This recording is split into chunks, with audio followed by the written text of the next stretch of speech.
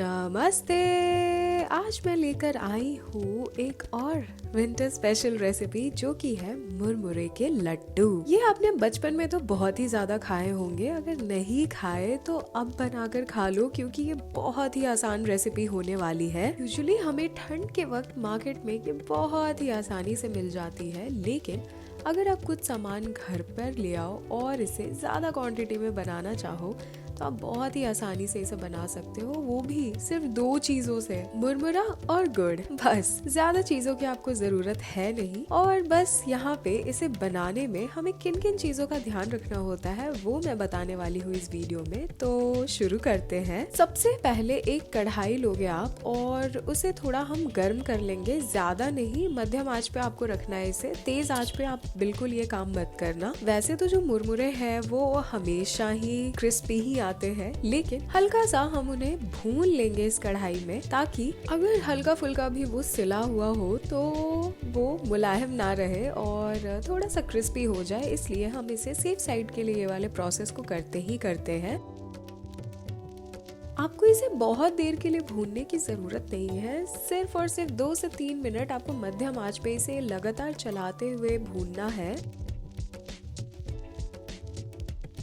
आप इसे बीच में छोड़ोगे नहीं चलाते वक्त, क्योंकि ये बहुत ही पतला होता है। इसकी जो सतह होती है बाहर की वो बहुत ही पतली होती है मुरमुरों की। तो क्या होता है कि वो बहुत ही आसानी से ब्राउन पड़ने लगते हैं अगर आपने इसे थोड़ी देर के लिए भी कढ़ाई में छोड़ दिया तो। इसलिए इसे लगातार चलाते हुए हमें भूनना है। और यहाँ पे मुझे 2 से 3 मिनट हो गए थे इसे भूनते हुए, तो मैं इसे बोल में निकाल कर साइड रख ले रही हूँ। अब यहाँ पे कढ़ाई को मैंने पोंछ लिया है। आप जब मुरमुरों को कढ़ाई में डालते हो ना तो उनका चूरा होता है, मतलब बिल्कुल पाउडरी स्टफ होता है जो नीचे जाके बैठ जाता है और वो कढ़ाई को काला भी कर देता है। बहुत बार भूनते रहोगे आप तब भी, तो इसलिए आप कढ़ाई को साफ जरूर कर लेना, क्योंकि अब हम इसमें देख सकते हो जैसा कि आप घी डालेंगे और इसमें हम गुड़ को पकाने वाले हैं। आप जब मुरमुरों को कढ़ाई में डालते हो ना तो उनका चूरा होता है, मतलब बिल्कुल पाउडरी स्टफ होता है जो नीचे जाके बैठ जाता है और वो कढ़ाई को काला भी कर देता है। बहुत बार भूनते रहोगे आप तब भी, तो इसलिए आप कढ़ाई को साफ जरूर कर लेना, क्योंकि अब हम इसमें देख सकते हो जैसा कि आप घी डालेंगे और इसमें हम गुड़ को पकाने वाले हैं। तो अगर आपने कढ़ाई को पोंछा नहीं और उसे काली सतह पे ही या मुरमुरों के क्रम्स पे ही अगर आपने गुड़ को डाल दिया तो बाद में बहुत ही घटिया सा टेस्ट देंगे और उसका टेक्सचर भी आएगा जब आप इसे खाओगे। तो प्लीज इस चीज का आप ध्यान रखना कि कढ़ाई बिल्कुल साफ हो गुड़ को डालने के पहले। सबसे पहले मैंने कढ़ाई में घी डाला, उसके बाद मैंने यहाँ पे ना हरी इलायची को ऐड करा था ताकि उसका थोड़ा फ्लेवर आए हमारे गुड़ में और जो हमारे मुरमुरे के लड्डू बनने वाले उसमें। और फिर मैंने गुड़ को ऐड करा था।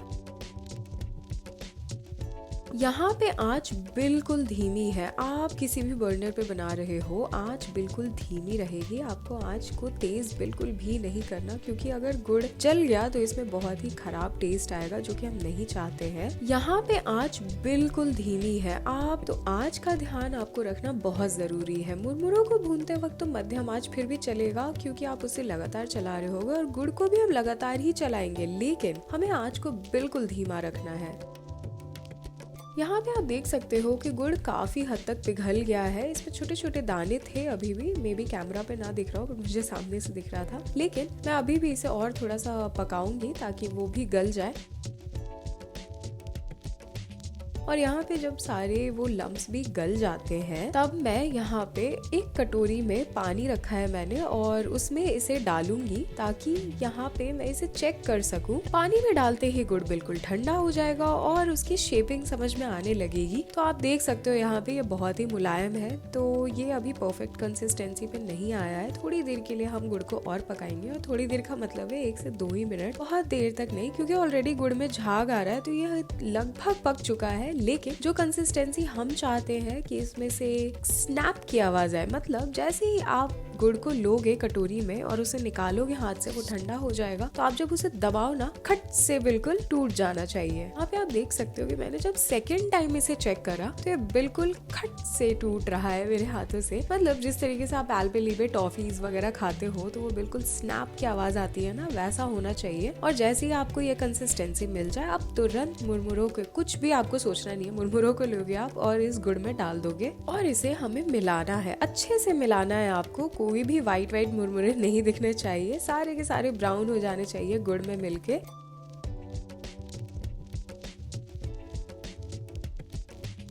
और यहाँ पे मैंने आँच को बंद कर दिया। जैसे ही मैंने मुरमुरों को ऐड करा ना, मैंने आँच बंद कर दी है ताकि गुड़ ना ज्यादा ना पक जाए। और हम इसे उतार लेंगे चूल्हे से और हमें इसे ना चलाते रहना है थोड़ी देर के लिए। एक हाथ से आप हल्का हल्का टच करके देखोगे कि ये टच करने लायक हो रहा है या नहीं। मतलब ऐसे तो कढ़ाई में हम इसे बना रहे थे, ये फैला हुआ ही बर्तन है, हमें इसे ज्यादा ठंडा नहीं करना है। सबसे इम्पोर्टेंट ये चीज है। इस टाइम पे आपके हाथों में बहुत ही ज़्यादा तेज़ी होनी चाहिए। आप हाथों में बिल्कुल हल्का सा घी लगा लेना और आपको चेक करना है कि ये ज़्यादा गर्म तो नहीं है, आपके हाथ के बर्दाश्त करने लायक हो। और उसके बाद हम फटाफट इनके लड्डू बनाएंगे। आप देख सकते हो मैंने घी लगाया और तुरंत मैंने लड्डू बनाना शुरू कर दिया। लड्डू को जब आप शेप कर रहे हो ना, तब भी एक चीज़ का ध्यान रखना बहुत ही ज़्यादा ज़रूरी है कि आप इस पे बहुत ज़्यादा प्रेशर नहीं डालोगे। हम चाहते हैं मुरमुरे दबे नहीं अंदर के साइड, वो अपनी शेप में ही रहे और बस आपस में चिपक जाए और एक शेप ले ले, बस एक गोलाकार। मैं जब इसे हाथ पे ले रही थी मिक्सचर को और फिर इस तरीके से शेप कर रही थी, तो मैंने हल्का सा भी प्रेशर नहीं लगाया है, बस दोनों हथेलियों के बीच में रख के इसे गोल गोल घुमाया है मैंने। और यहाँ पे हमारी टेस्टी गुड़ और मुरमुरे के लड्डू बिल्कुल तैयार है। तो इंतजार किस बात का है भाई, इससे ज्यादा आसान रेसिपी तो आपको कुछ भी नहीं मिल सकती विंटर्स में। तो जाओ बनाओ और मुझे बताओ कि रेसिपी आपको कैसी लगी। बहुत बहुत धन्यवाद मेरी वीडियो देखने के लिए। अगर आपको ये रेसिपी, ये वीडियो पसंद आई हो तो कमेंट सेक्शन में मुझे लिखकर जरूर बताना और इस वीडियो को भी लाइक करना मत भूलना। ऐसी वीडियो, ऐसी रेसिपीज के साथ तो मैं हर हफ्ते आती रहूंगी, तो मेरे चैनल को भी सब्सक्राइब कर लो। तब तक के लिए बाय बाय।